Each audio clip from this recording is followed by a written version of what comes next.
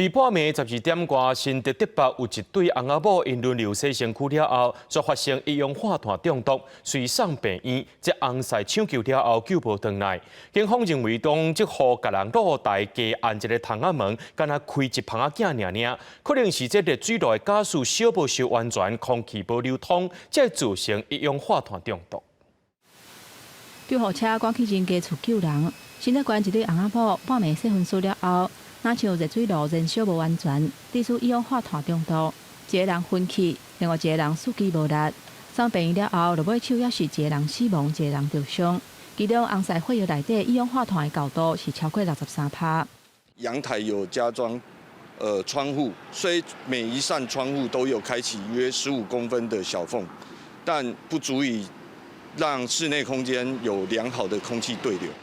这个事故发生伫30透早，消防人员接到通报了后，赶去竹北这个徛家，发现因热水炉是安伫阳台，阳台有窗仔门，不过敢若开胶细棚仔镜，空气未通透。也若伫新北市汐止，嘛有一间徛家4个人因受到一氧化碳，身体无爽快。虽然热水炉是安伫阳台，嘛有对外的窗仔门，不过全部拢用亚克力板仔封起来。根据消防署的统计。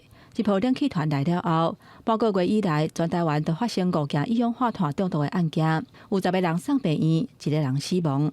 你会装窗，你会晒衣服，你会堆积一些箱子，一些有可能让阳台的空气是不流通的，可能会蓄积这个一氧化碳。然后这一氧化碳，它是一个，它有可能会往室内去乱窜的。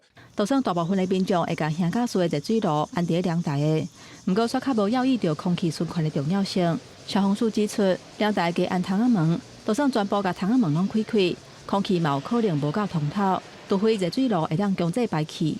过去这几啊年的数据，有关一氧化碳中毒的案件，有8成主要的原因，拢是室外型热水炉安伫通风无够好的场所所致。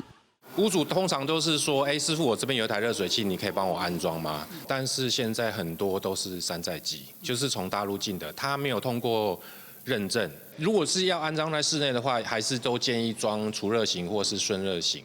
那拄到民众坚持加塑型的热水炉安伫浴间仔、灶骹等室内空间，拢会去互水电师傅当场拒绝。都惊若乌白安，便若出代志就要当责任。毋若是使用热水炉爱细致。 包括香家厝的烘炉、加速炉等的设备，嘛会有燃烧无安全的风险。若伫厝内使用，都要尽量注意。记者综合报道。